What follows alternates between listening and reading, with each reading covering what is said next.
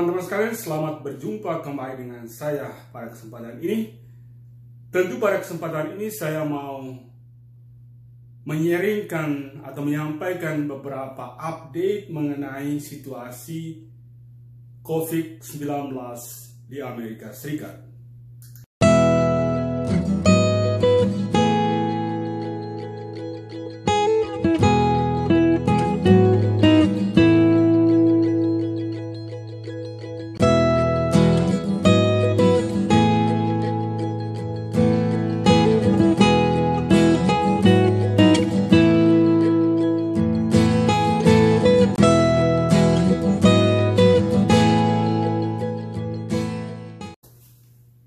Teman-teman sekalian, pada kesempatan ini saya mencoba untuk membagi beberapa pengalaman atau juga laporan sedikit mengenai situasi COVID-19 di Amerika Serikat. Saya mengajak teman-teman sekalian melihat data, kira-kira apa yang terjadi pada hari ini, tanggal 4 April tahun 2020.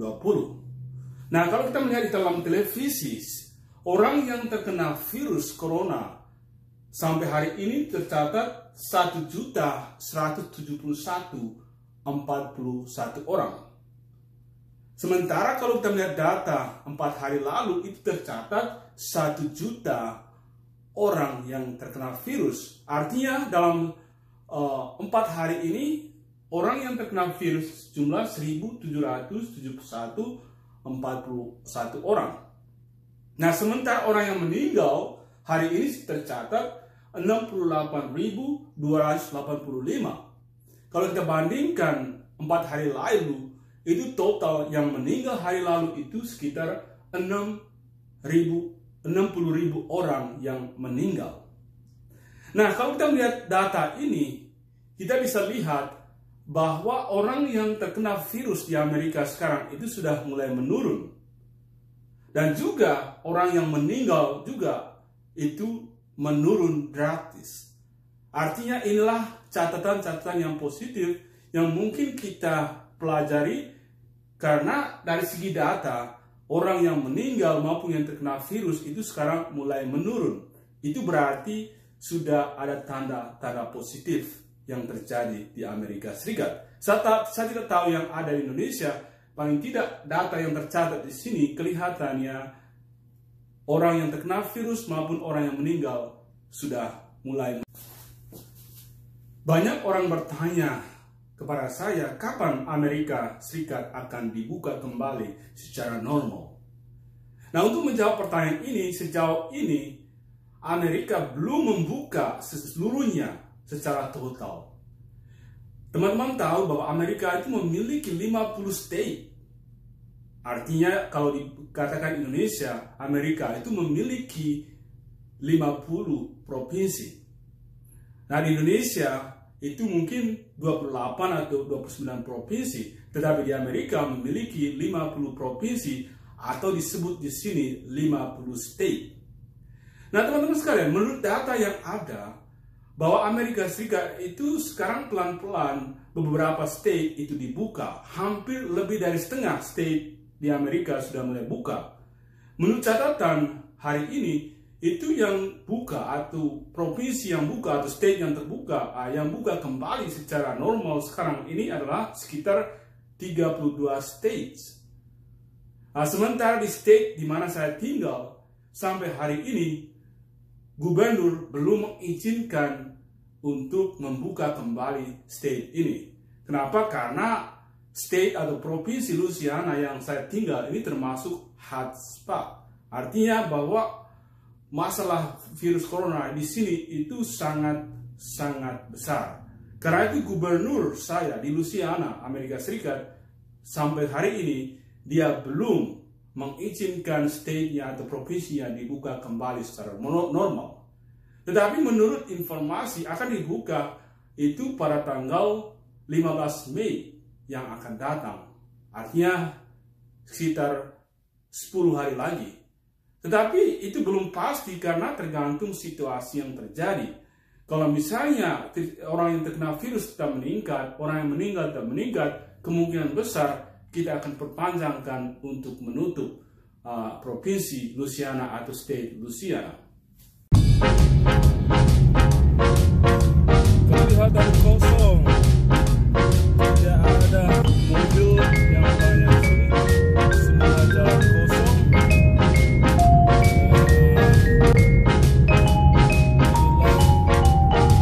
Situasi malam di sini, semua orang ada di rumah, sehingga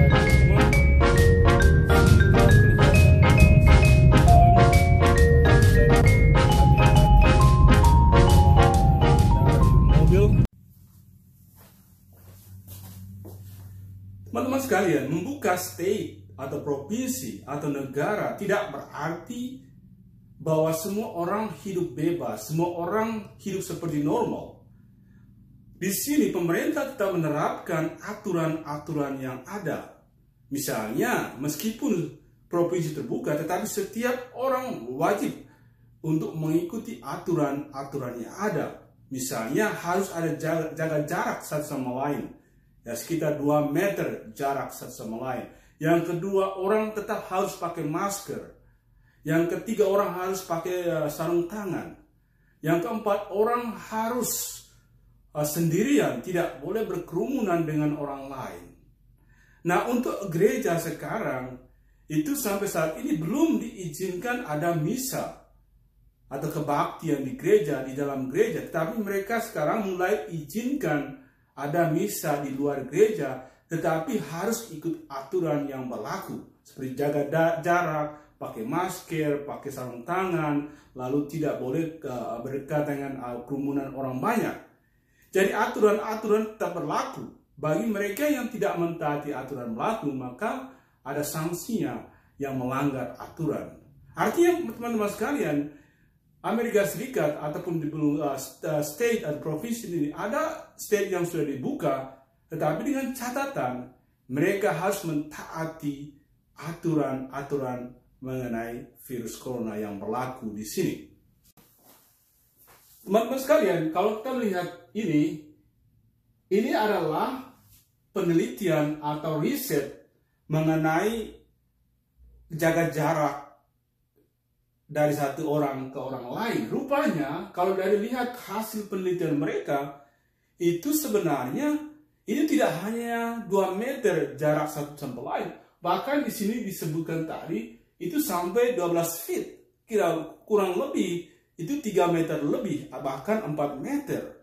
Kalau kita ambil dari, supaya kita tidak terkena virus dari satu orang yang kena virus ke orang lain.